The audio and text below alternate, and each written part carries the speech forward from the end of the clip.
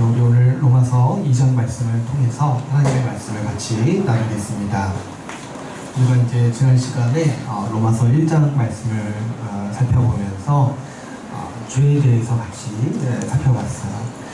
우리가 지난 시간에 특별히 하나님께서 죄에 대해서 진노하신다는 것에 대해 같이 나누었죠. 하나님의 심판, 또 하나님께서 죄를 향해서 진노하신다. 이런 개념들은 우리 요즘 사람들이 보면은 좀 싫어하는 개념이에요. 근데 사실 성경에서는 하나님께서 심판하신다, 하나님께서 진노하신다, 죄에 대해서 진노하신다, 이런 이야기들을 많이 하는 거죠. 그래서 좀 우리가 이런 개념에 익숙해질 필요가 있어요. 하나님은 창조주시고 또 주님이신데, 그분이 주님이심이 언제 드러나냐, 더 확실히 드러나냐니까 그분이 심판주이실 때, 그분이 우리를 심판하시고 또 죄에 대해서 진노하실 때 그분이 우리를 다스리신다는 것, 우리가 분명히 알 수가 있는 거죠. 그래서 우리가 좀 이런 개념에 좀 익숙해지려고, 우리 아이를 이름 지을 때 좀 이렇게 하나님께서 진노하시냐, 이런 것 좀 같이 좀 뜻을 넣어서 짓자고 제가 한번 말씀드린 적이 있어서, 우리 진화가 그 이름 뜻이 그거잖아요. 진노하시는 하나님. 맞죠? 아닌가? 그렇게 해서 우리 같이 우리 진화가 아무리 귀엽고 이쁘게 생겼어도 볼 때마다 우리 뭐를 기억해야 할까요? 하나님이 죄를 향해서 진노하시고 하나님은 심판하시는 분이시고, 우리가 이걸 기억할 수가 있죠. 요즘 사람들은 이제 하나님의 심판이나 진노에 대해서 굉장히 좀 싫어해요. 이게 굉장히 야만적인 어떤 개념. 어떻게 하나님이 만들어 놓고 심판하시나, 이렇게 이제 따지고 굉장히 꺼리는 좀 개념인 거죠. 근데 사실 우리가 살아가는 인간 사회를 보게 되면은 우리는 항상 이 공의가 있어야지, 또 누군가는 죄에 대해서 심판해야지 살 수 있다는 거를 우리는 본능적으로 알아요. 제가 보면은, 사람들은 보면 하나님이 우리를 심판하신다고 하면은 싫어하는데, 요즘에 보면 뭐 인터넷상이나 이 여론들을 보면은 누가 이렇게 잘못하는 사람이 보이면 저 사람 좀 심판해달라고 많이 요구를 해요. 요즘에도 뭐 이렇게 뭐 검사를 거부하고, 또 뭐 이렇게 나라에서 권고하는 방역 지침들을 거부하는 사람들이 있는데, 인터넷에서 여론들을 보면 어때요? 사람들이 저 사람 좀 심판해달라고 뭐 청원을 하고 제발 심판 좀 해주십시오, 이렇게 요구를 하지 않습니다. 또 또 사회에 어떤 흉악범이 생겼을 때 사람들이 분노하고 이 사람 심판받아야 된다고 요구하지 않습니다. 또 누가 어쩌다가 어떤 사람이 법을 어겼는데 좀 심판을 좀 덜 받거나 좀 못 받으면 어때요? 사람들이 거기에 대해서 분노하죠.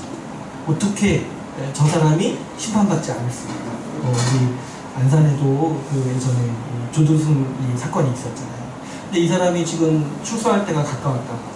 그때 요즘에 사람들이 어떤 얘기를 해요? 이 사람은 계속 가둬야 된다, 이 사람 더 심판받아야 된다, 이런 요구들을 하잖아요. 그러니까 어떻습니까? 사람들은 다 심판을 받기로 해요. 심판이 반드시 있어야 된다고 생각해요. 근데 이제도 하나님이 심판한다고 하면 그걸 싫어하는 거예요. 근데 이런 거는 참 굉장히 모순이 있고, 우리가 이제 본능적으로 아는 게 무엇이냐면, 우리 인간 사회에는 죄에 대한 심판이 없다라면은 우리 인간 사회가 제대로 기능할 수가 없다라는 것이죠.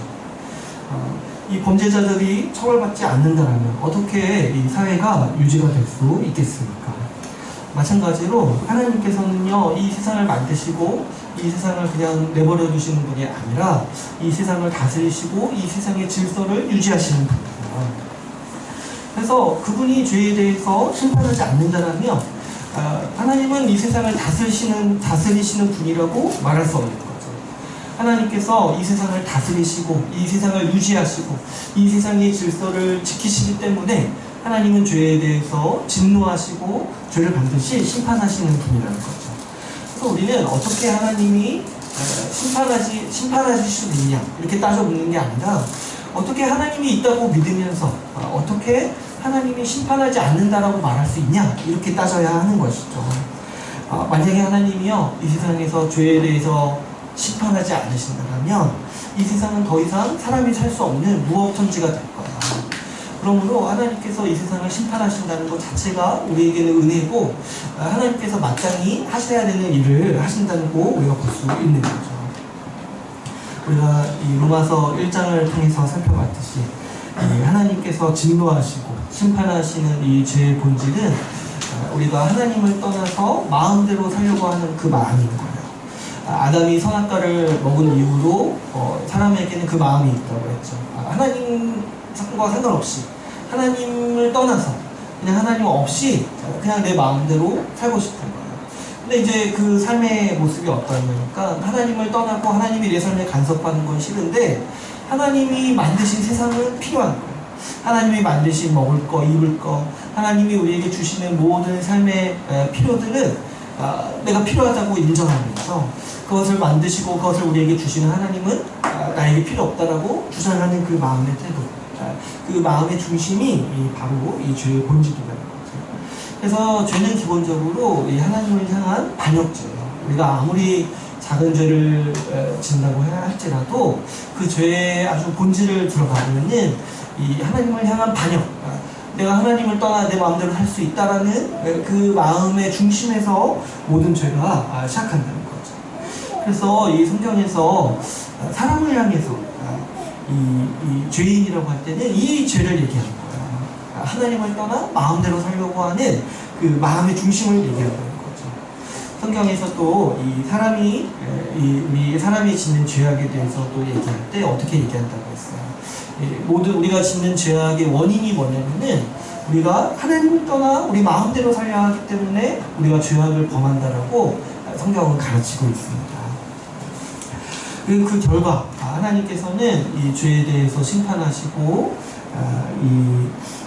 이 심판을 우리에게 주시는데 이 하나님의 심판이 아주 이제 극단적으로 나타나는 결과가 로마서 1장에서 이 내버려 두심이라고 했어요. 이 내버려 두심은 어떤 거라고 했어요? 이 죄를 짓고 정말 내 마음대로 살려고 하는데 하나님께서 심판하실 때 어떻게 심판하시냐니까 그 죄의 쓴 열매들을 맛보게 하신다는 거예요. 마음대로 한번 살아봐서 그 마음대로 살아본 그 삶의 결과를 맛보도록 한다는 거죠. 그래서 이제 이 로마서 1장에서 세 가지를 얘기해요. 먼저는 이 성적인 타락, 그리고 이 두 번째로 이 동성애와 같이 이 하나님의 창조 질서를 아주 역으로 바꿔서 쓰는 이 삶의 결과들을 보게 한다는 거죠. 그리고 세 번째로 인간이 범하는 이 무수한 죄악들, 죄악된 마음들, 죄악의 행위들, 이 모든 것들이 뭐냐니까 이 하나님을 떠나서 마음대로 살아간 삶이 이 사람이 겪는 죄의 결과들이라는 거예요. 우리가 이제 성적 타락이랑 이 동성애 문제를 얘기할 때 이게 단순히 그 문제만 가지고 얘기하는 게 아니라고 했어요. 성적으로 타락하고 동성애가 만연한 사회에서는 이 가정이 제대로 기능을 할 수가 없죠. 그랬을 때 우리 인간의 기본적인 삶의 질서가 무너지는 거예요. 여러분 가정이 없다라면요 사람은 기본적으로 사람이 될 수가 없어요. 우리가 사람으로서 생활하고 사람으로서 성장하고 인간답게 살아가는 모든 기본적인 삶의 양식이 다 가정에서 나오죠. 근데 가정에 제대로 기능을 하지 못한다면 인간의 삶에는 수많은 괴로움과 어려움이 있을 수밖에 없는 거죠. 여러분 우리 삶의 거의 모든 문제를 들여다보면 사실 가정이 깨어지고 가정이 제대로 기능을 하지 못할 때 발생하는 어려움들이 많이 있는 거죠. 또 뿐만 아니라 우리 개인의 죄악도 우리 자신의 삶을 망치죠. 우리가 우리 속에 가지고 있는 죄악된 마음들, 우리가 죄악된 마음들을 푸는 것만으로도 우리에게 굉장히 괴로움을 안겨줘요. 그리고 또 우리가 행하는 죄악의 행위들은 우리 삶을 아주 서서히 갉아먹고 망칩니다. 그래서 성경에서는 보통 이제 구약에서 죄를 가르칠 때 병에 비유하는 경우가 많아요. 병이 어때요? 병이 우리의 삶을 갉아먹고 우리의 삶을 아주 어렵게 만들잖아요. 근데 이제 죄도 그와 같다는 거예요. 우리가 개인적으로 짓는 죄도 내 삶을 망치고 내 삶을 갉아먹고 정말 내 삶을 아주 어렵게 만드는 그 원인이 된다는 것이죠. 그래서 우리가 이 하나님을 떠난 이 삶의 결과는 아주 큰 괴로움을 우리에게 안겨준다는 거예요. 이 죄로 물든 사회에 살면서 죄의 영향을 받고 또 내 죄로 인해서 내 삶이 괴롭고 또 그뿐만이 아니죠. 나도 언제든지 다른 사람에게 괴로움을 안겨주는 가해자로서 살아갈 수 있게 되는 거죠. 그래서 우리 인간의 실존을 생각해 볼 때 우리는 죄에 대해서 구원이 필요한 사람들이라는 거예요. 감사하게도 하나님께서는 우리를 내버려 두시지 않았어요. 우리를 내버려 두시지 않고 우리를 죄에서 구원하시기 위해서 우리에게 복음의 소식을 보내주신 거죠.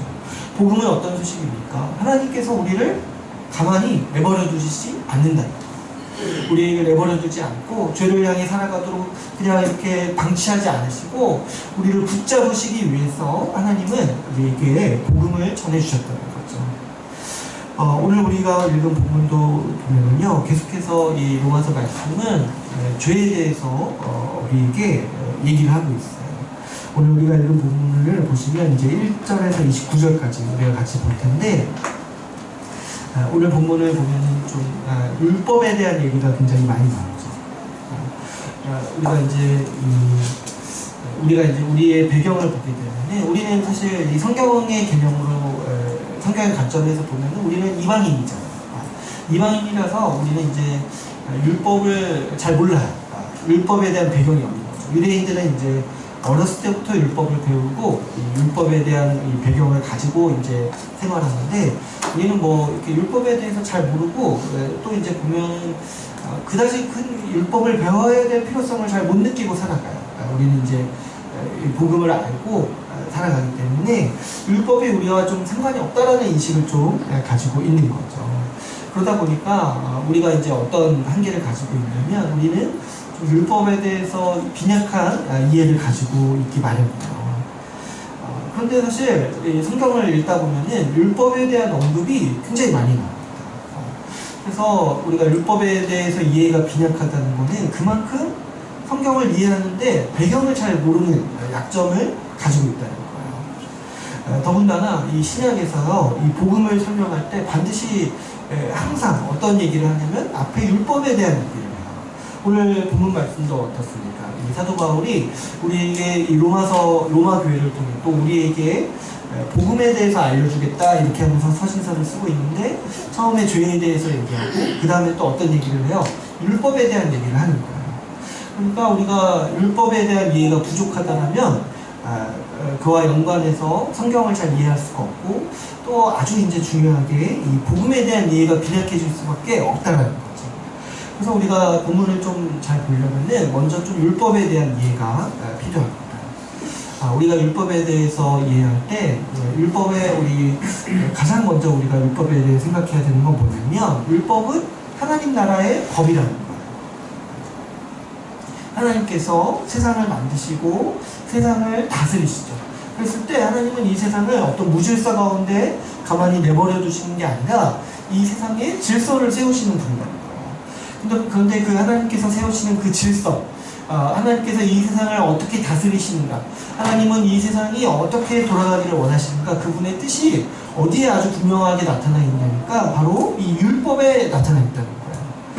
여러분, 그 나라의 어떤 삶의 양태를 보려면은 그 나라의 법이 어떠한가 보면은 우리가 알 수 있겠죠. 마찬가지로 하나님 나라가 어떠한 곳인가, 하나님은 이 하나님 나라, 이 하나님께서 만드신 세상을 어떻게 유지하시고 어떻게 질서를 부여하시는가, 그 아주 그 핵심 가치가 어디에 나타나 있냐니까 하나님께서 우리에게 말씀을 통해서 주신 이 율법에 나타나 있다는 거죠. 그러니까 이 율법은 하나님 나라의 법이고 하나님 나라의 질서고, 하나님께서 그분의 나라를 어떻게 세우기를 원하시는지를 아주 계시하신 하나님 나라의 법이라고 우리가 부를 수가 있습니다.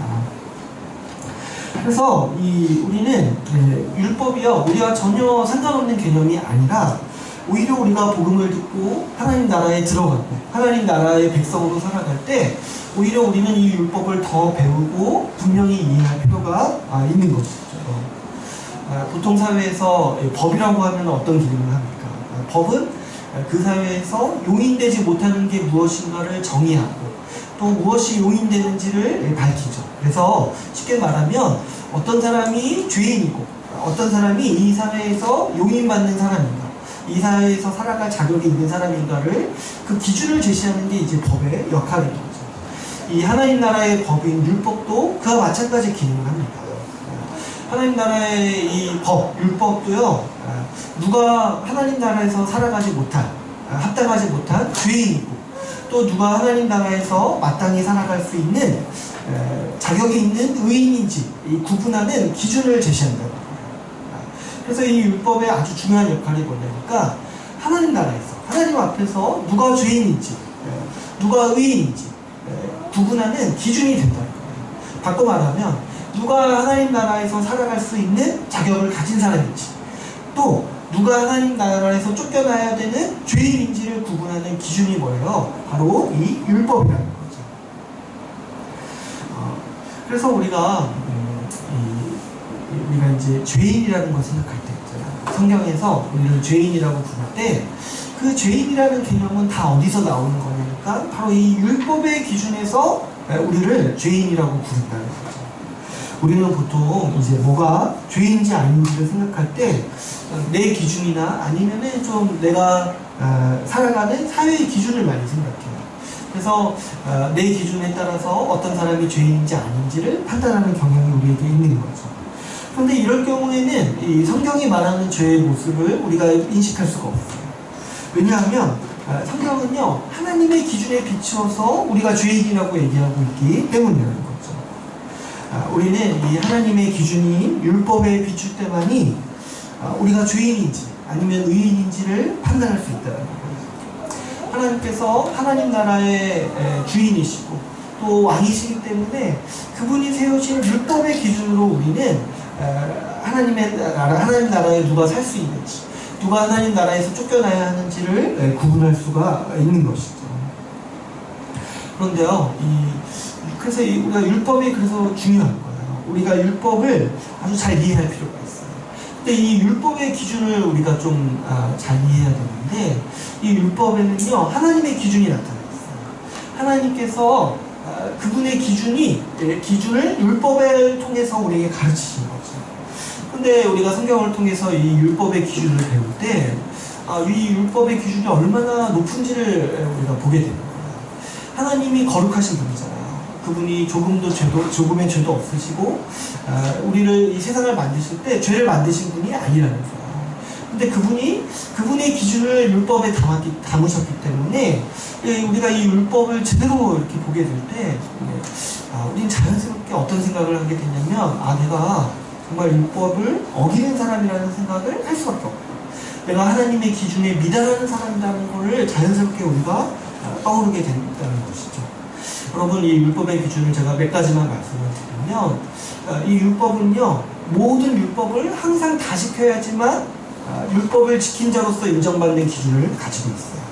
이게 무슨 말이냐니까, 여러분 율법에 이제 몇 가지 개념이 있어요. 이제 구약에 보면은 구약 전체를 율법으로 보기도 하는데, 이제 하나님께서 무엇을 하지 말라 하신 말씀이 있고, 또 무엇을 하라고 하신 말씀이 있어요. 이게 이제 세상의 법과 아주 다른 면이죠. 세상의 법은 어때요? 무엇을 하지 말라고만 얘기를 하죠. 그런데 하나님의 법은 어때요? 무엇을 하지 말라는 계명도 있는데 무엇을 마땅히 해야 된다는 계명도 있는 거예요. 근데 이런 계명들이 보통 이제 한 몇백 개가 된다고요. 이 성경을 다 세워보면. 근데 이제 이 율법의 기준이 뭐냐니까, 이 중에 하나라도 한순간이라도 어기면 바로 뭐예요? 죄인으로 인정받는다. 모든 율법의 계명을 하나라도 한순간이라도 어기게 되면은 모든 율법을 다 어긴 사람으로서 인정받는다. 그러니까 누구도 이 율법을 지켜서 하나님 앞에 인정받을 수가 없는 거예요. 왜 그렇습니까? 우리가 살아가면서 이 율법을 항상 다 지킨다는 거는 인간이 불가능한 일이죠. 이런 거예요. 내가 정말 열심히 살아서 율법에 뭐 이렇게 몇백 가지 계명을 다 지키면서 살았어요. 근데 오늘 아침에 아침에 나오면서 실수로 한 85번째 계명을 어겼어요. 그럼 어떻게 되는 거예요? 하나님의 율법에 의해서 죄인으로 판정받고 하나님 나라에서 쫓겨나 마땅한 자로서 인정받는다. 이게 이제 율법의 아주 정말 거룩한 기준입니다. 하나님의 거룩의 기준이 얼마나 높으신지를 보여주는 이 율법의 기준인 거죠. 그런데요, 이 율법에 아주 무서운 점이 하나가 있어요. 그게 뭐냐니까, 이 율법이 계명으로 규정할 때 어디까지를 우리에게 요구하냐니까 우리의 마음의 상태까지 율법은 요구하고 있어요. 보통 법은 어때요? 보통 법은 우리의 행위에 따라서 얘기를 하죠. 그래서 뭐 관심법 이런 게 없잖아요. 형사법에. 내가 뭐 어디 누구를 어디 무엇을 훔칠 마음을 먹었다라고 형사가 나를 고발하잖아요. 그렇죠? 근데 율법은 어떤 속성이 있냐니까 우리의 마음을 고발해요. 마음. 여러분 우리가 이제 율법에 대해서 쉽게 접할 수 있는 이 계명들이 10계명이에요. 근데 이제 10계명 10가지를 이제 한번 여러분들이 나중에라도 한번 차근차근 보시면은 10계명은 우리의 행위에 대해서도 얘기하는데 우리의 마음에 대해서 더 많이 얘기하는 법이에요. 10계명. 아주 명시적으로 한번 생각해 보시면 우리 10계명의 10번째 계명이 뭔지 아세요? 10번째? 10번째 계명이 탐하지 말라. 남의 것을 탐하지 말라. 지금 이 얘기를 하고 있는 게 아니고 남의 것을 훔치지 말라 이 얘기를 하는 게 아니라 남의 것을 탐하지 말라 라고 얘기하고 있는 거예요. 그러니까 지금 10계명에서 우리가 잘 알고 있는 10계명에서도 어떤 얘기를 하고 있는 거예요. 우리 마음이 남의 것을 탐하는 것 자체가 하나님 앞에서의 범죄라고 얘기하고 있다. 탐심 자체가 율법이 죄라고 규명하는 이 죄라는 것이죠. 그러니까 여러분 이 율법의 기준이 얼마나 높습니까? 이 마음을 규정하는 거에 있어서 우리는 이제 아주 절망하게 되는 거예요. 우리가 어떻게 우리의 마음을 우리 마음까지 해서 율법을 지킬 수가 있겠습니까? 이 율법에 나타나 있는 하나님의 기준은요, 이 원죄를 가지고 있는 우리 사람이요, 도저히 도달할 수 없는 하나님의 그 기준을 제시하고 있는 거죠. 여러분, 우리가 생각해보면, 율법이요, 탐심이 지금 죄라고 얘기하고 있는 거잖아요. 10번째 계명.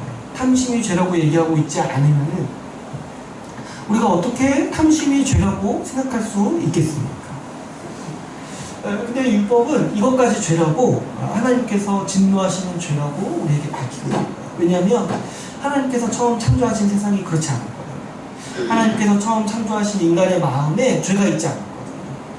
그래서 이 하나님의 율법을 통해서 이게 죄를 가지고 있는 인간의 마음조차 하나님이 보시기에 죄라는 것을 우리에게 분명히 밝혀서 알려주고 있는 것이죠.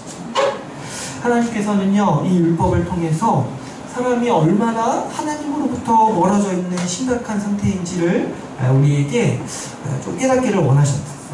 그래서 죄가 무엇인지 깨달으라고 이 율법을 통해서 우리에게 가르치고 계신 것이죠. 그런데 하나님은 그래서 이 율법을 우리에게 뭔가 지켜서 인정받으라는 식으로 우리에게 율법을 주신 게 아니라는 거예요. 이 율법을 통해서 우리가 하나님으로부터 얼마나 멀어져 있고 우리가 하나님 앞에 얼마나 죄인인지 깨닫고 하나님의 은혜와 자비를 의존하라고 하나님은 율법을 우리에게 주셨다는 거죠. 그런데요, 이 유대인들이 있잖아요. 오늘 말씀에 보면은 유대인들에 대한 얘기가 많이 나옵니다. 그래서 이게 유대인들을 좀 한번 살펴봐야 되는데 이 유대인들이요, 이 율법을 잘못 사용했던 거예요. 하나님이 우리에게 율법을 주신 뜻을 잘못 이해해서 유대인들이 이 율법을 잘못 사용한 결과가 이 로마서 2장에서 이제 표현하는 이야기들이에요. 유대인들은 어떻습니까? 유대인들은 가장 먼저, 이 세상에서 가장 먼저 이 율법을 받은 민족이었어요. 근데 이 유대인들은요, 이 율법을 먼저 받았다는 사실에 아주 큰 자부심을 가지고 있었습니다. 오늘 우리가 읽은 본문 로마서 2장 이 대부분의 말씀이 이 율법을 받았다는 사실 하나 때문에 지금 유대인들이 잘못하고 있는 점들을 아주 날카롭게 꼬집고 있어요. 우리 1절에서 5절을 보면은 어떤 얘기가 나오고 있죠? 1절에서 5절을 보면은 이 사람들이요, 어떤 행위를 한다는 거예요. 남을 판단한다잖아요. 2장 1절. 그러므로 남을 판단하는 사람. 근데 바울이 여기서는 직접적으로 얘기하고 있진 않지만 사실 유대인을 염두에 두고 하는 얘기인 거예요. 남을 판단하는 사람. 지금 이제 율법을 배우고 율법을 안다라는 이유만으로 어떻게 하는 거예요? 그 율법을 이 도구로 삼아서 남을 판단하는 데 쓰고 있다는 거예요. 남을 판단하고 비난하는 데 쓰고 있다는 거예요. 남을 정죄하고 그 그 일을 위해서 자신이 율법을 배운 지식을 쓰고 있다는 거죠. 또 우리가 읽은 17절에서 22절을 보면 어떻게 합니까? 이 17절에서 22절을 보면 이렇게 얘기하고 있죠. 이 유대인으로 불리는 내가 율법을 의지하고 하나님을 자랑하는데 실제로 하는 일이 뭐예요? 자기가 선한 줄 안다는 거예요. 선한 것을 분간하는 줄 알고 또 어때요? 19절에 맹인의 길을 인도하는 자. 그리고 어때요? 이 20절에 보면은 율법에 있는 지식과 진리의 모본을 가진 자. 그러니까 어떤 사람이라고 여긴다는 거예요. 자기를 마치 괜찮은 사람, 바꿔 말하면 의인처럼 여긴다는 거예요. 지금 율법을 다 지켜야지 의인이 되는 건데 지금 어떤 얘기를 하고 있는 거예요? 너희는 그냥 율법을 안다는 이유만으로 어떻게 행동하고 있는 거야? 마치 세상의 빛인 것처럼, 마치 의인인 것처럼, 마치 그래서 다른 사람을 가르칠 수 있고 다른 사람을 지도할 수 있는 지도력을 가진 사람처럼 너희 자신을 그렇게 여기고 있다는 거예요. 그래서 어리석은 자의 교사요 어린아이의 선생이라고 여긴다는 거예요. 그래서 유대인들이 어떻게 했냐니까 이런 일들을 했다는 거예요. 율법을 아니까, 율법을 어렸을 때부터 배웠으니까 그 율법을 가지고 다른 사람, 특별히 율법을 잘 모르는 이방인들을 정죄하고 판단하고 비난했다는 거죠. 또 어떻게 얘기해요? 자신들을 의인처럼 여기면서 자신들이 이방인들을 어떻게 보면은 계도해야 돼. 정말 이 계몽해야 돼. 자신들 선생으로서, 자신들을 의인으로서 여겼다는 거죠. 우리가 이 복음서에서 나오는 이 바리새인들의 태도를 보면은 이 유대인들이 얼마나 이런 일들을 많이 했는지를 알 수가 있어요. 이 바리새인들이 어때요? 누가 이렇게 좀 자기들이 정한 기준 어기는 거를 아주 참지를 못해요. 그래서 예수님과 제자들이 손을 안 씻고 이 밥을 먹으려고 할 때 그냥 지나가도 되는데 굳이 와가지고 왜 손 안 씻고 밥 먹습니까? 이거 율법을 어기는 거 아닙니까? 이게 따지고 물었던 사람들입니다.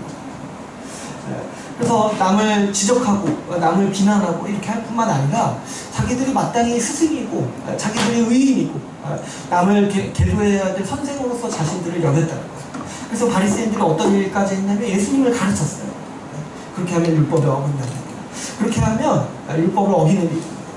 예수님께까지 가가지고 당신이 죄를 범하고 있고 당신은 우리의 가르침을 받아야 됩니다. 이렇게까지 얘기했던 사람들이 바로 이 유대인들이었다는 거예요. 여러분, 우리가 이런 심정을 이해하지 못하는 건 아니에요. 우리도 보면은 우리도 그런 걸 좀 이해하지 않습니까? 우리가 다른 사람을 지적하고 비판할 때 우리는 쉽게 그렇게 할 수가 있어요. 근데 우리가 다른 사람을 비판하고 다른 사람이 잘못했다 이렇게 말할 때 우리가 한 가지 조심해야 되는 게 뭐냐면은 우리 마음 가운데 은연중에 어떤 알지 못하는 쾌락이 일어난다는 거예요. 내가 다른 사람을 비판하고 다른 사람이 잘못했다라고 이렇게 말할 때 물론 정당한 비판일 수 있어요. 근데 우리 마음 한구석에 뭐가 생기냐면은 마치 나는 괜찮은 사람처럼 여길 수 있는 그 어떤 아주 오묘한 쾌락. 내가 다른 사람을 비판하고 내가 다른 사람을 깔아뭉갤 때 마음 한구석에 뭐가 생기냐니까 나는 괜찮지, 나는 그 사람보다 나은 사람이지 하는 어떤 일종의 자부심, 어떤 일종의 이 의로움, 이런 것들이 생긴다는 거죠. 그런 느낌을 내가 갖게 된다는 거예요. 내가 다른 사람을 비판함으로써 내가 좀 더 괜찮은 사람, 내가 마치 의인과 같은 사람이라고 여길 수 있게 된다는 거죠. 유대인들의 상태가 딱 그런 상태였어요. 그들은 율법을 받았다는 이유 하나만으로 마치 자신들이 뭐라도 되는 사람이냐 행동했다는 거죠. 또 이 유대인들에게 아주 강하게 작용했던 또 한 가지 자부심이 있었습니다. 그게 뭐냐면 할례예요. 할례. 우리 오늘 본문에 25절에서 29절 말씀을 보면은 할례가 나와요. 할례. 할례가 뭔지 아시죠? 우리 이제 쉽게 말하면 이제 폭염 수술이에요. 근데 이제 유대인들은 이 할례를 굉장히 귀하게 여겼어요. 왜 그러냐면 구약에서 처음 하나님께서 할례를 유대 민족에게 주실 때 어떤 맥락에서 주신 거냐면 하나님 나라 백성으로 삼으시겠다는 약속의 표지로 주신 거예요. 그래서 할례를 받은 사람들이 어떤 자부심이 있었냐면은 하나님이 우리를 하나님 백성으로 삼으실 거라는 거, 하나님 나라 백성이 되게 하실 거라는 자부심을 갖게 된다는 거죠. 그래서 이 유대인들에게는 두 가지 자부심이 있었던 거예요. 하나는 뭐예요? 우리가 율법을 어렸을 때부터 배우는 민족이다. 두 번째는 뭐예요? 우리가 이 난지 8일 만에 할례를 받으니까 할례를 받은 민족이라는 거예요. 그래서 이 두 가지 자부심 때문에 유대인들은 어떻게 생각했냐면 그들이 마땅히 자신들이 의인이라고 여겼고 하나님께서 마땅히 유대인들을 구원하시고 복 주시리라고 생각했던 거죠. 그런데 이 자부심, 이 교만이요 중심이 되어서 유대인들은 다른 사람을 멸시하고 또 다른 사람을 더럽다고 여기고 비난하고 가르치려 했다는 거죠. 실제로 이 유대인들이요 이방인들을요 더럽다고 생각했어요. 그래서 이제 바리새인들이요 이방인들이랑 식사를 같이 하고 있어요. 왜 그래요? 그 더러움이 나에게 영향이 같이 온다라는 이 신념이 있어서 같이 마주치지도 않고 정말 전염병을 가지고 있는 사람처럼 이방인들을 대했어요. 왜 그랬냐니까 그들에게 이런 의식이 있었던 거예요. 우리는 너희와 달라. 나는 의인이고 너희는 죄인이야. 너희의 죄로 나를 더럽힐 수 없어. 이런 의식이 있었다라는 거죠. 이렇게 보면은 요즘에도 비슷하다고 해요. 요즘에 유대인들이 보면요 이 자부심이 있어요. 그래서 이제 예전에 교수님이 유대인들과 같이 생활했던 이야기를 해주신 적이 있는데 유대인들이 이 안식일 규례가 있잖아요. 근데 이제 안식일 규례가 보니까 굉장히 다양해요. 이렇게 일을 하지 말라는 계명 하나 지키기 위해서 뭔가 다 아주 잡다한 걸 만들어냈어요. 근데 이제 안식일에 유대인들이 지키는 규례 중에 하나가 뭐냐니까 이 문을 열면 안 된대요. 유대인들 문을 여는 거는 안식일에 일을 하는 겁니다. 이런 게 되게 많습니다. 그 안식일에 휴지를 뜯는 거 있잖아요. 휴지를 뜯는 것도 일을 하는 거예요. 그런데 또 정성이 있는 휴지를 뜯는 거는 일이 아니에요. 이런 아주 이상한 규례들이 있어요. 근데 이제 자기들이 안식일 규례가 있어서 못하는 게 있으면 어떻게 하냐면 그 옆에 있는 이방인한테 부탁을 한다는 거예요. 너는 이방인이니까 죄 지어도 괜찮지 않아. 그래서 문도 대신 열어달라고 하고 휴지도 대신 떼어달라고 이런 얘기를 한다는 거예요. 그러니까 오늘날에도 약간 이제 비슷한 이제 증상이 있는 거예요. 이 자부심 때문에 할례 받았고 율법을 받았다는 이 자부심, 이 교만 때문에 이 다른 사람을 멸시하고 무시하고 다른 사람을 비난하고 가르치려 하는 태도가 여전히 있다는 거죠. 사도 바울은 이 유대인들의 이런 태도에 대해서 아주 날카롭게 꾸짖고 있습니다. 유대인들이 생각했던 하나님은 어떤 분이신가요? 마치 유대인들을 편애하는 하나님이신 거예요. 유대인만을 위하시고 유대인들을 위해서 모든 선물들을 다 주시고 이방인들을 아주 날카롭게 비판하시고 이방인들을 가차없이 처벌하시는 분이 유대인들이 생각했던 하나님이라는 거예요. 그런데 바울은 하나님이 그런 분이 아니라고 말씀하고 있습니다. 3절 말씀을 보면은 하나님은 어떤 분이라고 바울이 얘기합니까? 하나님은 이렇게 얘기해요. 이런 일을 행하는 자를 판단하고도 같은 일을 행하는 사람아, 내가 하나님의 심판을 피할 줄로 생각하느냐, 이런 얘기를 하죠. 그러니까 무슨 얘기예요? 누구도 하나님의 심판을 피할 수 없다라는 거예요. 다른 사람을 정죄하면서 마치 너 자신은 의인이라고 생각하는 유대인 너는 하나님의 심판에 대해서 제외될 줄 아니하는 거예요. 그렇지 않다는 거죠. 하나님은 모든 사람을 심판하신다는 거예요. 어떻게 심판하십니까? 6절에 보면은 하나님께서 각 사람에게 그 행한 대로 갚으신다는 거예요. 행한 대로. 각 사람에게 그 행한 대로 갚으시고 이 심판이 공정하다고 말씀하고 있어요. 11절에 보시면 이런 얘기를 하죠. 11절 한번 같이 한번 읽어볼까요? 같이 읽어보겠습니다. 시작. 이는 하나님께서 외모로 사람을 취하지 아니하시니라. 하나님의 심판에는요, 유대인이나 이방인이나 구별이 없다라는 거예요. 하나님은 남자나 여자나 유대인이나 이방인이나 종이나 자유인이나 구별을 두지 않으시고 모두 공정하게 심판하시는 분이라는 거죠.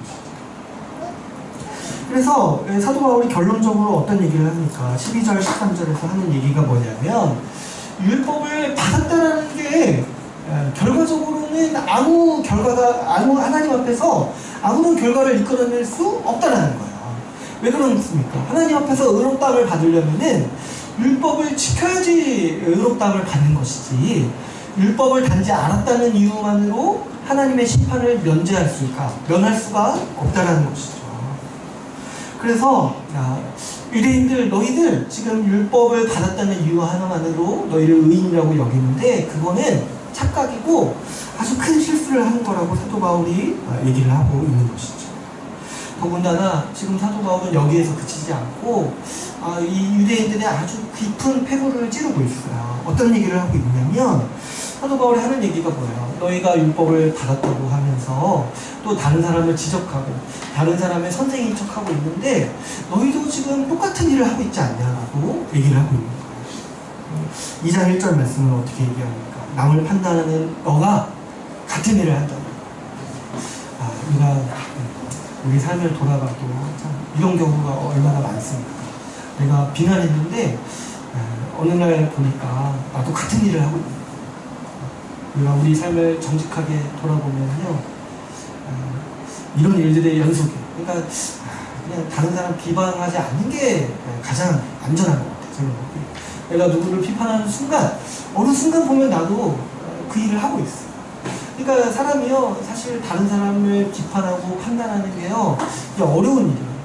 정말 그 사람에 대한 큰 사랑과 헌신이 있지 않고서는 정말 어려운 일이에요. 이런 거 쉽게 한다는 거는요, 정말 자기 자신을 잘 모르는 거예요.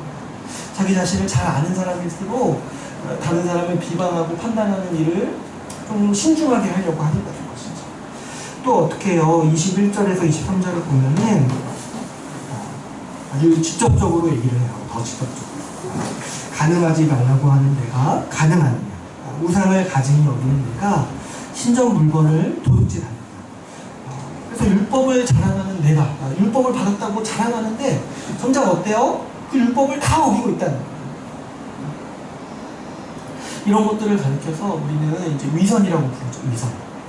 예수님께서도요, 이 땅에 오셔서 이 유대인들을 책망하시고 바리새인들을 향해서 비난하실 때 너희가 위선적이다, 위선을 행하고 있다라고 계속 가르치셨어요.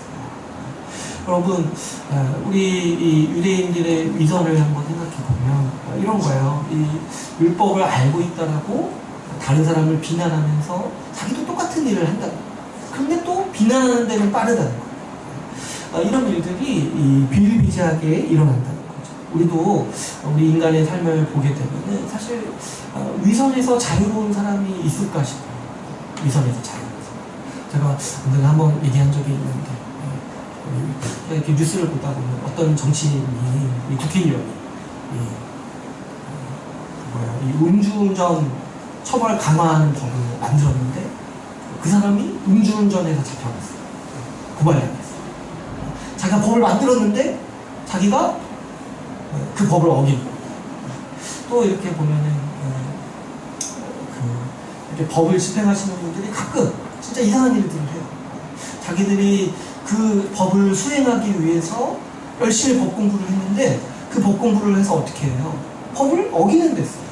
그래서 이렇게 나중에 이렇게 우리 요즘 사회도 보면 판사들이 법 재판을 거래했다, 이런 일들이 일어나는데, 또 검사들이 어때요? 검사들도 법을 어긴다고 이런 일들이 일어나는데, 사실 생각해보면 그 사람 인생은 어때요?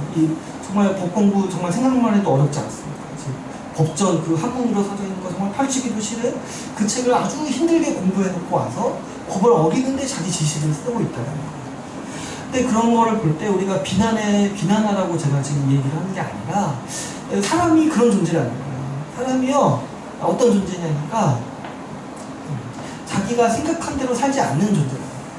심지어 자기가 말하는 대로 살지 않고 자기가 가르치는 대로 오히려 반대로 사는 존재가 바로 사람이라는 거죠. 또 이 유대인들은 어떤 행동들을 했습니까? 똑같이 범죄하는 생. 사실 유대인들이나 이방인들이나 똑같은 범죄의 양상은 똑같아요. 그런데 유대인들이 정말 더 죄에 취약한 게 뭐냐니까, 유대인들은 어때요? 자기 스스로를 의롭게 여긴다는 거예요. 똑같이 범죄하고 똑같이 이 죄를 범하고 오히려 어떤 죄는 더 교묘하고 악하게 하는데도 자기 스스로를 평가할 때 어때요? 나는 의인이고 나는 하나님의 구원받은 백성이라고 평가한다. 여기 이제 18절에서 19절을 보면은 아주 바울이 아주 이런 거 어떻게 보면 정말 꼬집는 얘기죠. 너희가 마치 세상의 빛인 마냥, 너희가 마치 정말 의인인 마냥, 하나님 앞에서 정말 떳떳한 마냥 그렇게 하는데 사실 너희도 똑같은 일을 하고 있지 않나요? 근데 왜 이 유대인들이요 정말 객관적으로 보면은 이방인들보다 나을 것이 하나도 없는데 왜 자기들을 의인으로 여겼습니까? 아까 이제 제가 얘기한 두 가지, 율법을 알고 할례를 받았다는 거예요.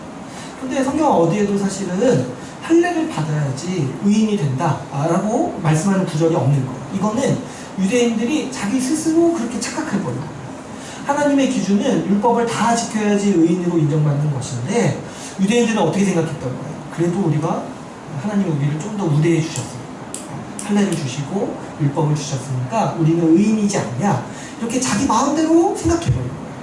그래서 이렇게 자기 마음대로 자기의 기준으로 자기 스스로를 의롭다고 얘기하는 거를 우리가 줄여서 자기의라고 불러요. 자기의. 뭐냐니까 하나님의 기준으로 나를 판단하는 것이 아니라, 하나님의 기준으로 세상을 보는 것이 아니라 나 자신만의 자의적인 기준으로 그 기준을 만들어서 나를 괜찮은 사람, 의롭다고 판단하는 이 행위를 가리켜서 성경에서는 자기의라고 불러요. 자기가 만들어낸 의라는 거예요. 그러니까 사실 아무것도 아닌 거예요. 의는 어때요? 의는 하나님의 기준에 의해서 주어지는, 하나님께서 주어진 법적인 선언이에요. 그런데 자기의는 어때요? 자기가 만들어서 자기 스스로를 의롭다라고 여기는 아주 말도 안 되는 일인데 이런 일들을 한다는 것이죠. 예, 그런데요 여러분, 이 로마서 2장에서 말할 때 지금 뭐가 죄라고 고발하는 거냐면 바로 이 위선과 자기의가 죄인의 모습이라고 우리에게 가르쳐주고 있는 것이죠. 여러분, 이 위선과 자기의가요 아주 이 죄의 아주 진면목이에요. 누가요 죄인이 어떤 사람인지 보려면요 로마서 2장을 한번 보세요. 죄인이 어떤 사람인지 보려면요 이 위선과 자기의가 뭔지를 이해해요. 성경에서요 이게 아주 고질적인 죄라고 얘기하는 이 두 가지가 바로 이 위선과 자기의를 얘기하고 있는 것이죠. 사도 바울은 이런 태도야말로 더 하나님의 진노를 쌓는 일이라고 2장에 걸쳐서 지금 꾸짖고 있는 거예요. 그러니까 하나님이 아주 역겨워하시는 이 죄의 이 두 가지 모습이 뭐냐니까 위선과 자기의, 위선과 자기의. 24절에 보시면 그래서 뭐 어떻게 얘기합니까? 오히려 너희 때문에 하나님께서 모욕을 당하신다. 오히려 너희 때문에. 여러분, 오늘 이렇게 우리가 2장 말씀을 보면서 우리가 이 유대인들의 위선과 이 자기의를 한번 이렇게 같이 살펴봤는데, 그러면 여러분 이게 우리와 어떤 관련이 있습니까? 여러분, 우리가 이 로마서 2장 말씀을 통해서 배울 수 있는 거는 죄의 진면목을 좀 배울 수 있는 거예요. 죄의 모습을 보려면요, 반드시 위선과 자기의를 이해해야 돼요. 유대인들의 이러한 모습은요, 우리의 죄인됨의 본성이 이 위선과 자기의를 통해서 나타난다는 사실을 아주 잘 우리에게 보여주고 있습니다.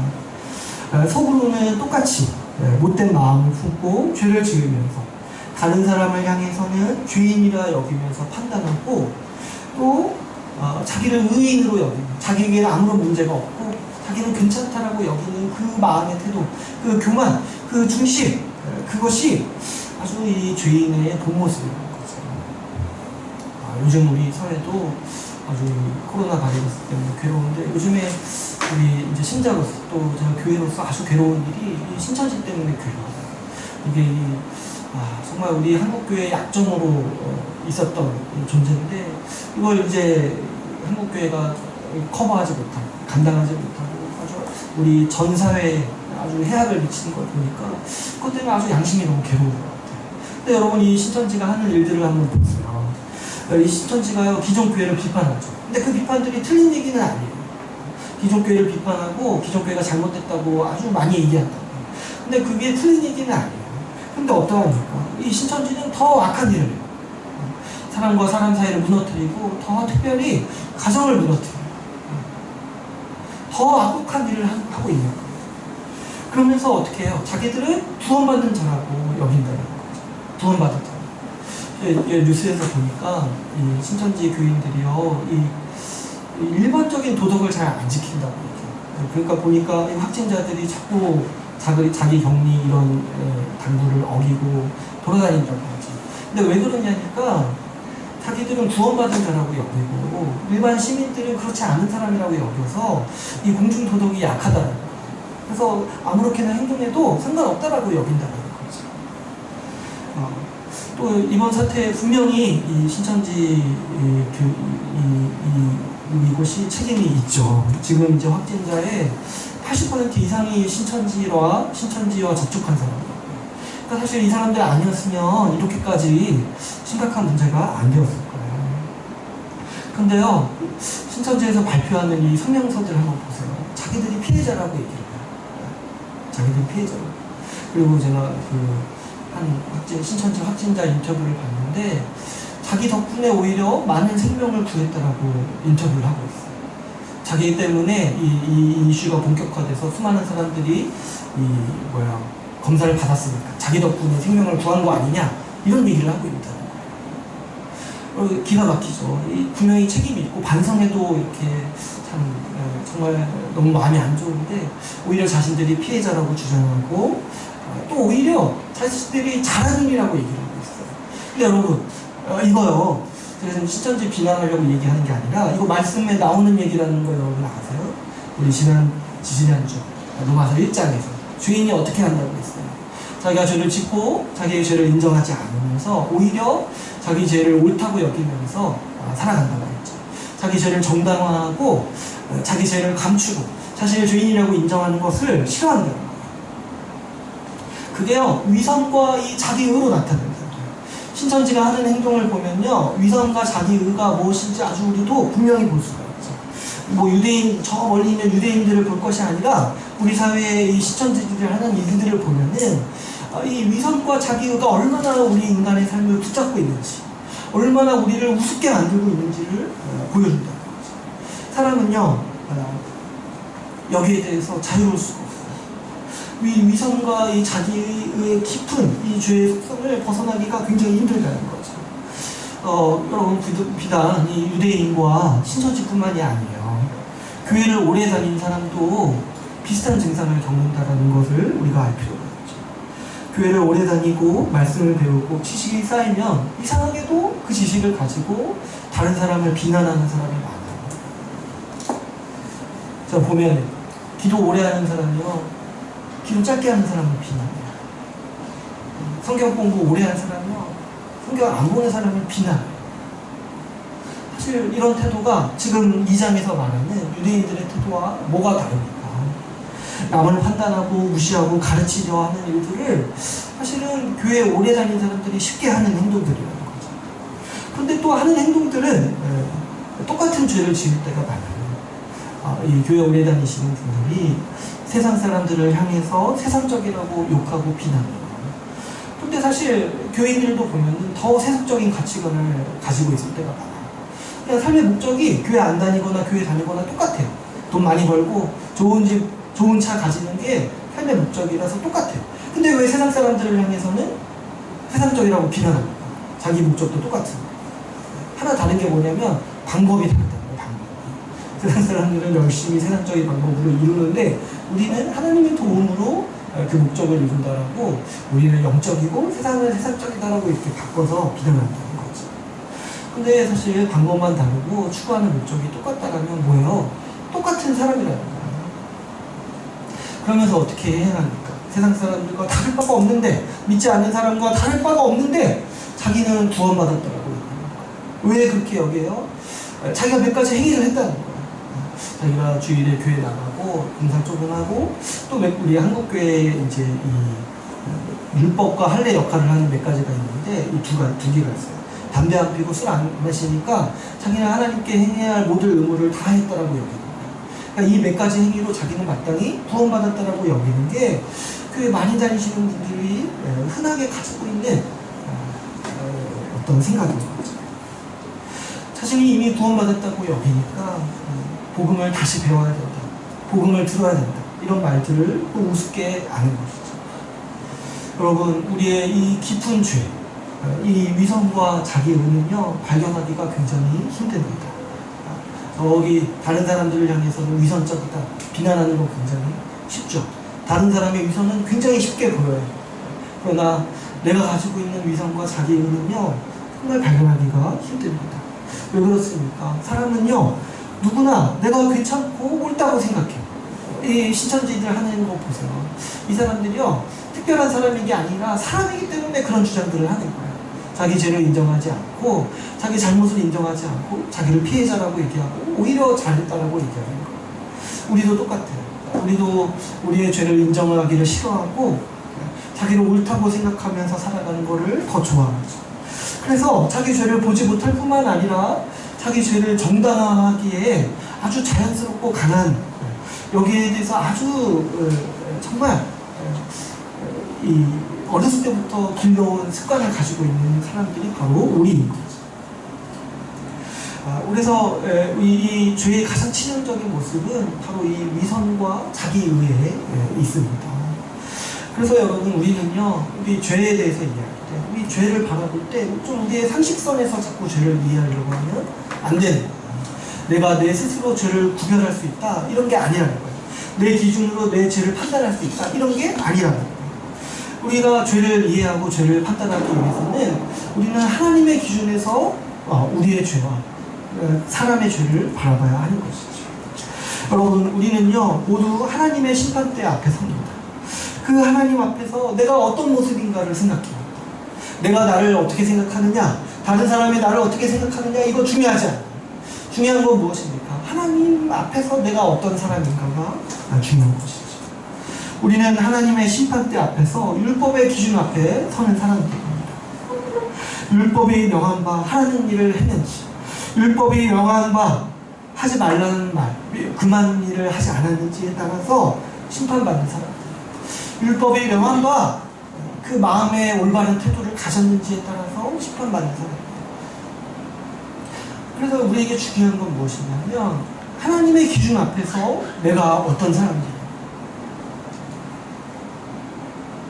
여러분, 우리가 이 인식이 있을 때 우리는 죄에 대해서 바로 볼 수가 있어요. 내가 내 자신의 죄를 들여보라고 하면요, 누구도 죄를 발견할 수가 없습니다. 그러나 하나님의 기준에 의해서 자기를 봐야 돼요. 제가 예전에 신대원 생활할 때 제 주변에 굉장히 착하신 분들이 있었어요. 근데 이제 한번 이렇게 말씀을 같이 나누다가 자기가 어떻게 죄인인지를 깨달았는지 서로 이렇게 좀 나누는 시간이 한 번 있었어요. 근데 이제 제가 궁금했던 건 뭐냐면, 굉장히 착한 분이 있었어요. 근데 이제 그분이 딱 봐도 정말 버없이 살 것 같은 사람 있잖아요. 정말 착한 사람인데 그 사람이 어떻게 자기 자신을 정말 십자가에 못 박힐 정도로 죄인인지를 인식하게 됐을까? 이게 이제 좀 궁금했던 거죠. 그래서 저는 물어봤어요. 언제 죄인인 거를 깨달았냐, 이해했냐. 그때 자기가 이런 얘기를 하는 거예요. 자기가 이제 교회에서 아주 성실하게 신앙생활하고 열심히 살아서 정말 교회에서 많이 인정받고 칭찬을 받았다는 거예요. 그래서 자기는 교회 가는 게 굉장히 좋았다는 거죠. 근데 어느 날 자기가 이제 혼자서 이렇게 기도하고 있는데 자기 그 본 모습이 보이더라고요. 뭐 실제 환상을 봤는지 모르겠어요. 근데 자기가 교회에서 어떻게 하고 있는지를 그 마음의 중심이 보였다는 거예요. 근데 자기가 교회에서 어떻게 하고 있냐니까, 사람들한테 칭찬받는 거를 좋아하는 한편 속으로는 어떻게 하고 있었냐면, 저 안 하는 사람들을 비난하고 있었다는 거예요. 내가 이렇게 열심히 신앙생활하고 열심히 교회 섬기니까 사람들이 칭찬해 주는데, 나 안 하는 사람들을 보면서 아이고 저 한심한 사람들, 아이고 저 그래가지고 가만히 있겠네, 이런 생각을 하면서 다른 사람을 비난하고 책망하고 있었다. 근데 자기가 기도할 때 자기의 그 모습이 보였다는 거예요. 근데 자기가 그 기도할 때 그 모습이 보이니까 아주 괴로웠다는 거예요. 자기가 하나님 앞에서 내가 얼마나 더러운지, 내가 얼마나 이상하고, 내가 얼마나 하나님 앞에 설 자격이 없는 사람인지, 그때 그 기도를 통해서 자기가 깨달았다라고 저한테 얘기해 주는데, 제가 참 많은 감명을 받았어요. 하나님께서 우리의 본 모습을 보여주시는 은혜를 우리에게 베푸신다는 거를 제가 그때부터 좀 많이 이제 보게 됐다는 거죠. 저도 여러분, 제가 보면은, 제가 또 나름대로 착하게 살아왔다고 생각했어요. 저는 대학교 때까지. 저도 사람들이 저를 보면은 착하다고 해요. 뭐 이렇게 잘 모르겠는데 제 첫인상이 그냥 착하다. 사실 이제 오래 같이 지내고 보면 그런 건 아닌데 인상이 그런 것 같아요. 그래서 이제 저도 나름대로 착하다고 생각했고 신앙생활도 나름대로 성실히 했어요. 그런데 어느 날 제가 주기도문을 생각하다가 굉장히 마음의 양심에 찔림이 있었던 적이 있어요. 주기도문을 우리가 매주 고백을 하잖아요. 근데 주기도문에서 기도하라고 주님이 가르쳐 주신 그 기도의 내용들이요, 내가 좀 하기가 싫은 거예요. 뭐가 좀 하기가 싫었냐면, 대표적으로 주님이 이렇게 용서하라고 하셨잖아요. 근데 이게 너무 싫은 거예요. 나중에 어떤 생각했지? 차라리 내가 죽으면 죽었지 용서만은 하기 싫다까지 생각이 들었어요. 근데 이제 그런 생각을 갖고 보니까 이 주기도문의 모든 말씀이 나를 정죄하는 것 같아요. 주님이 원하시고 주님이 바라는 기도 제목 중에 내가 바라고 내가 원하는 게 하나도 없다는 거죠. 제가 그걸 알게 되니까 제 자신을 보게 될 때 내가 얼마나 주님을 싫어하는지 깨닫게 됐어요. 주님이 원하는 삶, 주님이 바라는 삶을 내가 얼마나 경멸하고 내가 얼마나 원하지 않는지, 내가 얼마나 하나님을 원수처럼 대하고 살아왔는지를 그때서야 보게 된 거죠. 내가 주님을 사랑하고 주님을 위해서 산다라고 열심히 살았다고 생각했는데 그때 깨닫고 보니까 세상에 나만큼 주님을 미워하는 사람이 없다는 생각을 하게 됐던 거죠. 그때 제가 얼마나 하나님께 반역하는 죄인인지 그때 처음 무서워하게 되고 그때 처음에는 좀 반항했어요. 그냥 이렇게 살다가 죽어야겠다 생각하다가 이게 아무리 생각해도 너무 끔찍해서 그때 한번 무릎 꿇었던 게 기억나요. 근데요, 그때 무릎 꿇었던 게 제가 처음으로 죄를 용서해달라고 무릎 꿇었던 시기였어요. 대학교 때. 그때 말씀을 통해서 내가 얼마나 하나님께 반역하면서 사는 사람인지 알고 그리고 그때 처음으로 용서해달라고 제가 교회 다닌 지 10년이 지났는데 그때서야 비로소 처음으로 용서해달라고 무릎을 꿇었었습니다.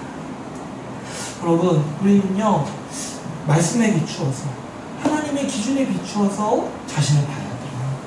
요즘 사람들은요 이 자존감에 관심이 많죠. 내가 얼마나 나를 높게 평가하고 내가 나 자신을 좋게 여겨야만 자신감을 가지고 잘 살 수 있다고 여기고 있어요. 더 나아가 다른 사람들에게 좋은 평가를 받고 싶어 하죠.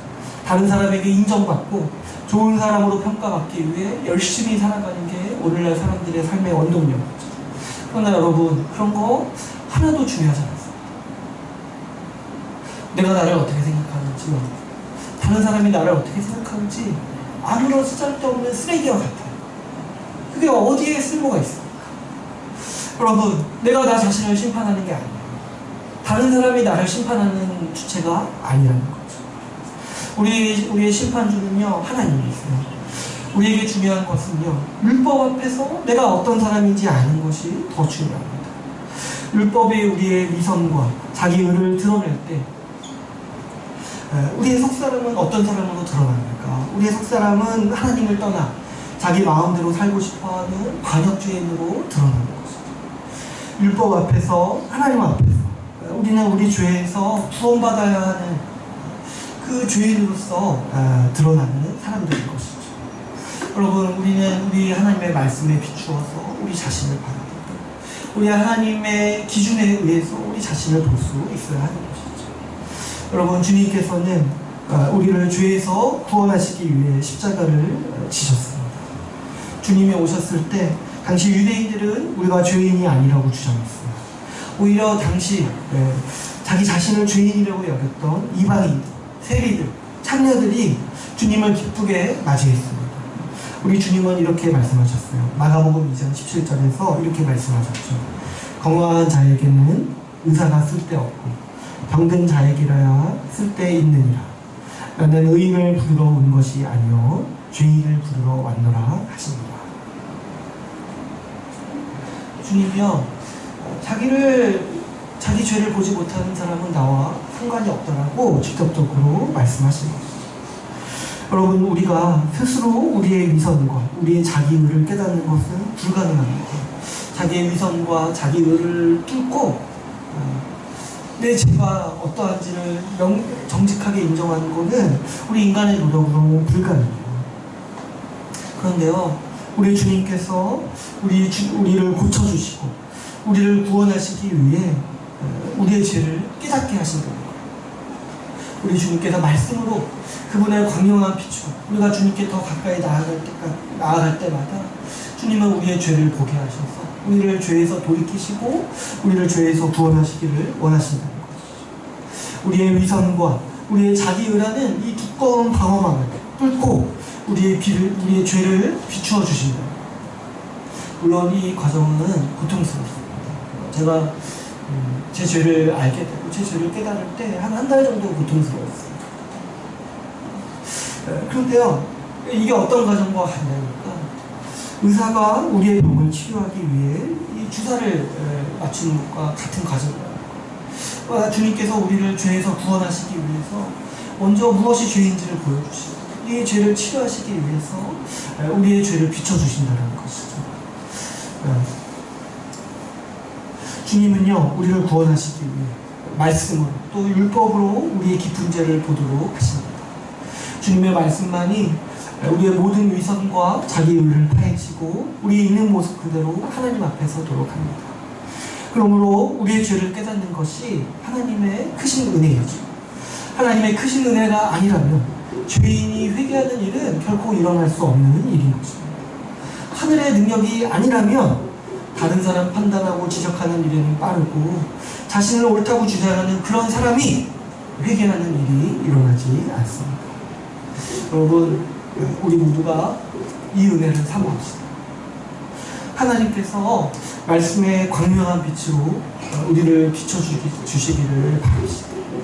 우리의 숨은 마음, 숨은 죄악이 드러나서 그것을 드러내실 때, 하나님께서 그것을 드러내실 때 우리를 정죄하기 위해서 드러내시는 분이 아니라 우리를 고쳐주시고 구원하시기 위해서 우리를 상속하시기 위해서 드러나신다는 것을 우리가 알고 우리가 우리 주 예수 그리스도의 십자가를 더 간절히 붙잡기를 바랍니다. 오늘 이제 말씀을 맺겠습니다. 오늘 우리는 이 유대인들의 죄인된 모습을 같이 나누었습니다. 그들은 율법을 받았고 할례를 받았다는 이유만으로 자신들이 의인이라고 여기고 다른 사람들을 죄인 취급했죠. 우리는 이 유대인의 모습을 통해 죄인의 모습이 어떠한지 분명하게 볼 수가 있습니다. 죄인은 위선과 자기의로 자기를 감춥니다. 위선과 이 자기의가 죄인이 두르고 있는 감옥과 같은 역할을 하는 것이죠. 그러나 하나님의 말씀은 우리가 우리의 위선과 자기의를 벗어버리게 하는 능력입니다. 주님은 그분의 능력으로 우리가 거짓된 삶을 버리고 우리를 그리스도의 십자가 앞으로 돌아오게 하십니다. 우리를 죄에서 회개하게 하시고 우리 죄를 인정하게 하시고 죄에서 돌이키게 하는 것이 우리 주님의 능력입니다. 여러분, 신천지가 왜 이단입니까? 그들은 죄가 드러났는데도 회개하지 않고 있어요. 여러분, 왜 우리가 교회입니까? 우리는 우리가 비판받고 우리의 죄가 드러날 때 회개하는 사람들이기 때문입니다. 세상과 교회가 다른 점이 여기에 있어요. 세상은 죄를 인정하지 않고 죄를 덮으려 하고 죄를 정당화하려는 속성을 항상 가지고 있어요. 그러나 신자와 교회의 삶은 그렇지 않아요. 신자와 교회는 우리가 완벽하다고 자랑하는 사람들이 아니라 하나님께서 우리의 죄를 비춰주시고 우리의 죄가 드러날 때 우리에게 회개의 은혜를 주셨다고 감사하고 우리 주님의 십자가를 붙잡는 은혜를 가진 공동체라는 것입니다. 여러분, 우리가 이 위선과 자기의를 미워하고 회개를 기뻐하는 교회가 되도록 힘씁시다. 주께서 십자가를 통해 우리를 구원하시고 의인 삼으신 기쁨이 항상 있는 우리 주의 나라 교회가 되기를 간절히 소망합니다. 우리 말씀을 마치고 같이 기도하는 시간을 갖도록 하겠습니다. 우리 이 시간 같이 기도하실 때 우리 주님, 아직 우리 주의 심각성을 잘 모르고 또 아직은 이런 얘기들이 잘 안 나가는